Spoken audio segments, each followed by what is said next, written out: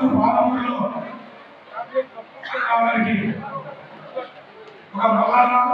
తొలుగులకు మైపల్లిలో ఏమంతలో ఈ పాలమూరులో కూడా నేను తీసుకుని కానీ అక్కడ వచ్చింది ఆ జనవరి పనులు అడిగిన పాలకు చుట్టము వారి చుట్టము మనసులు అదే ఆచార్యాలు మా బీసీ తొక్కేస్తున్నాం కాబట్టి ఈ మీటింగ్ డొనేట్స్ మేము బస్సు నడుపుతున్నా 19 అగ్రవర్ణ తొత్తులాయి ఎక్కడికి కూడా వాళ్ళని చర్చలో నడిపి నీకు ఇల్లు ఇస్తాం లేకపోతే నీకు అనిపిస్తాం కూర్చోటాలి ఆపిట్టు అయినా ఆగదు